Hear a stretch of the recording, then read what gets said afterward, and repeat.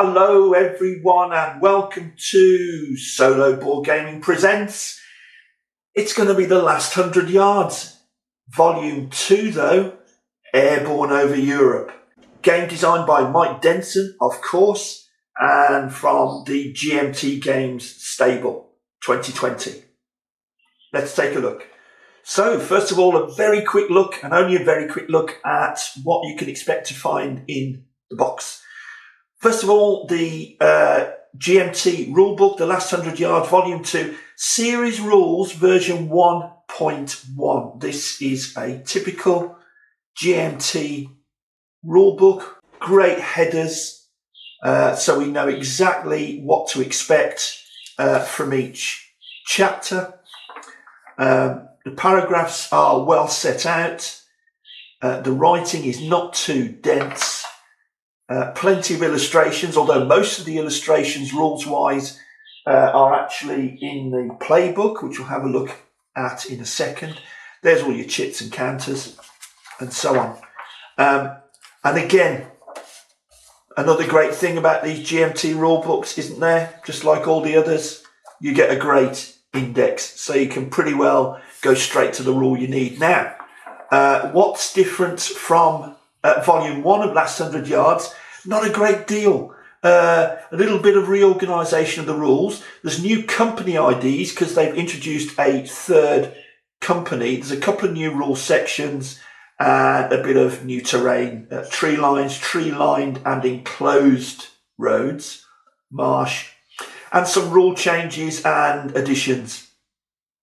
And it says there, since the March version of the living rules, and really these tend to be just reorganisations of rules or clarifications. So there's really nothing major. There are, of course, airborne landings specific to this particular volume. We go to the Airborne over Europe Playbook, and this is where it really takes off. Because I suppose The Last 100 Yards very much rewrites some of the rules on close combat, on tactical infantry combat in board games, in table games. So some of the rules aren't particularly intuitive. There are a few differences.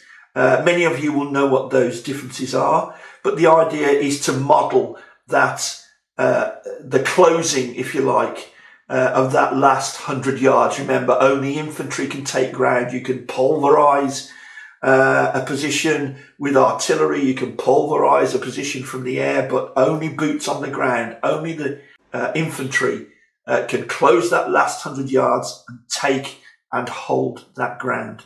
And this is basically what the game models brilliantly, as we've come to expect. This book takes us through loads of examples of play, units on different levels. So you've got line of sight, terrain, and that kind of thing. Here is some of the enclosed road rules, for instance. Brilliant illustrations going all the way through this book. Armoured combat, shoot and scoot, overruns, particular to armour, halt and fire, enfilade against a firing unit, and that kind of thing. Facing, unit facing, fire resolution, and so on. And very extended examples of play, where it goes through turn by turn, what's happening and how we're interpreting the rules as we actually play a game. And as usual, in the back, we have some great designer notes. So we learn why particular rules, how was the modelling thought through. So that's brilliant. Typical GMT fare of the playbook and the rule book. And then, of course, we have plenty of player aid cards. For instance, the first one here is just quite a simple one. Activation phase, reminding us what that activation phase is, and then reaction. with some of the mandatory actions. And again, over the back, your assault procedures and your mortar fire procedures. So really the most important phases are gone through there and set out as an aid memoir. The bit that we all love, the Bifold combat resolution tables with all your die roll modifiers. You've got your small arms fire, your mortar fire, resolution, anti-tank fire, minefields and that kind of thing, along with your terrain effects tables. And there's a couple of new bits of terrain in this game. And talking of terrain, your blind hex table. So how many blind hexes there are behind a particular high or built up feature. Stacking limits, concealment loss. Concealment is a big part of this game. Maneuver point allowance. Couldn't be more simple, could it? As an activation, it's always 3, unless you're an armoured fighting vehicle, which is 5, and slightly reduced for reactions and reversing. That's really, really simple and always has been. Disruption, and so on. And again, assault resolution table, assault value modifiers, vehicle destruction, and that kind of thing. Another very familiar item is your time track, because it's all about time in this game, how much time elapses during each turn.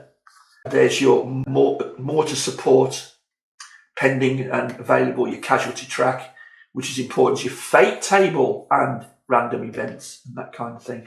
And a reminder, of course, of what your sequence of play is. So this card, this little board, goes at the side of your board.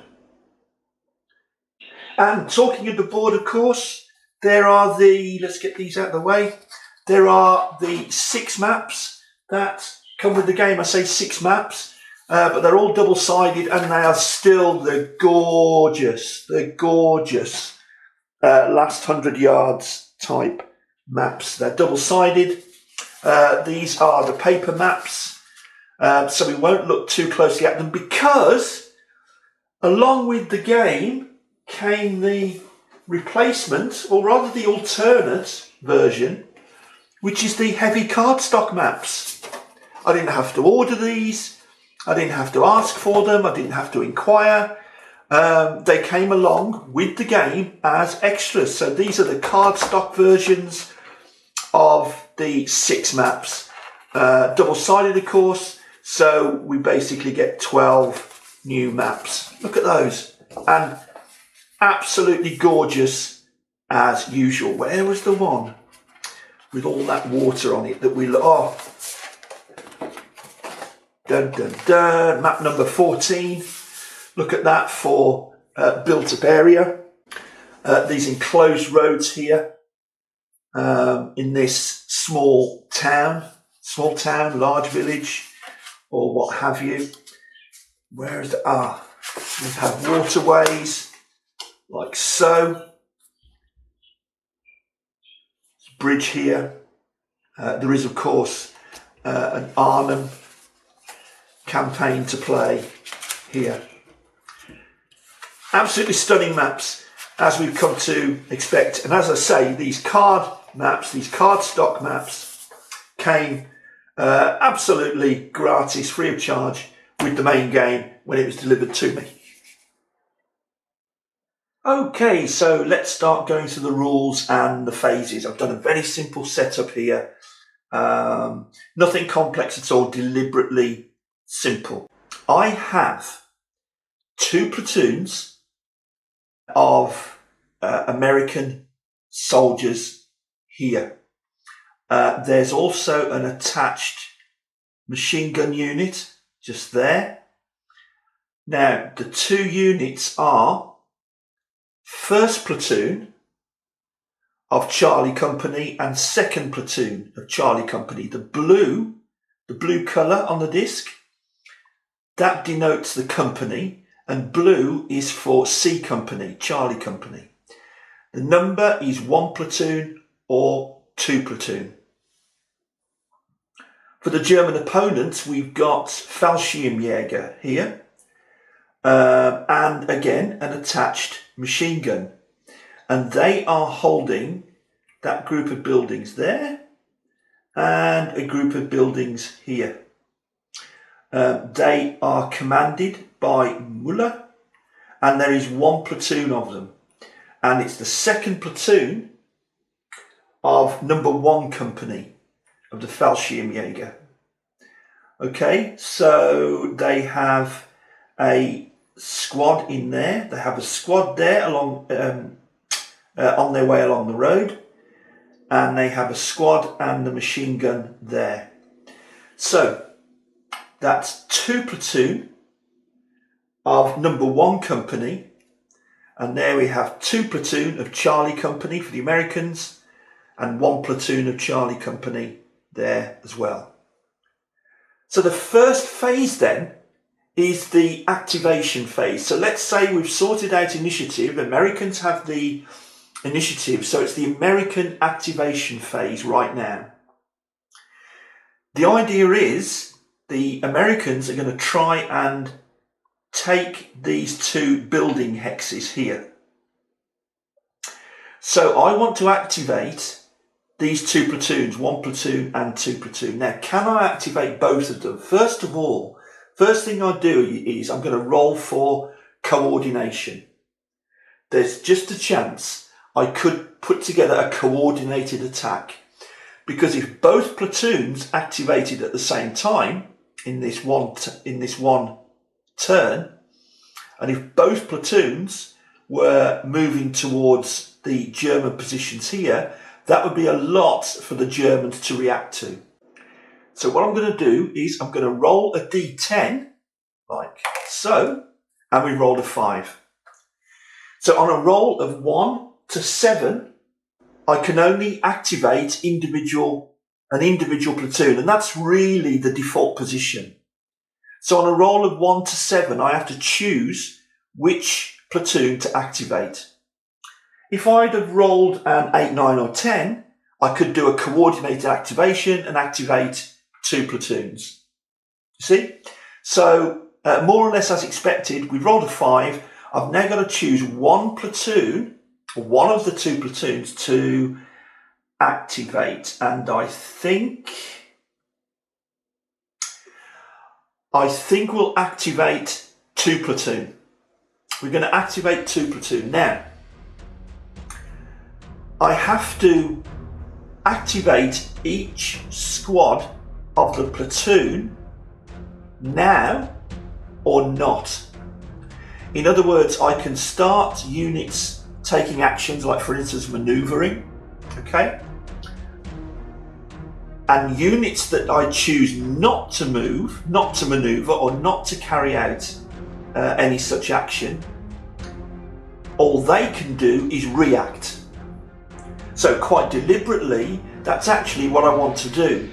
We're going to basically fire a manoeuvre towards these positions here.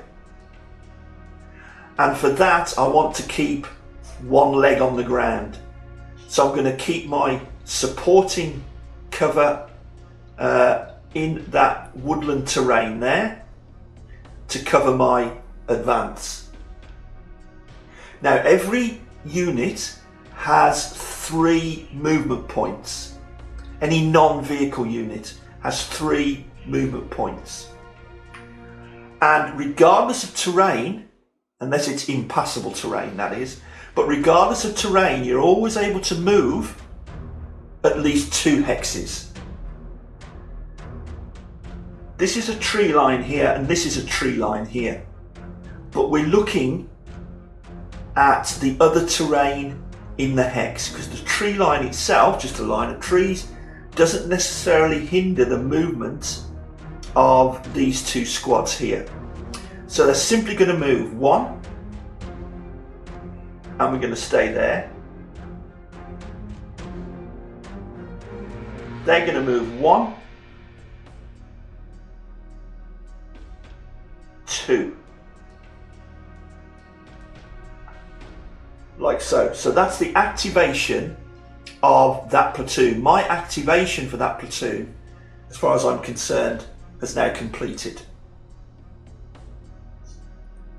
Now then, To find out what happens next and how this small skirmish is going to play out, you'll have to tune in next time. Tune into the next video where we start covering the rules in depth and see how this plays out through the other phases of the game. Thanks very much for watching. See you again very, very soon. Thank you. Bye-bye.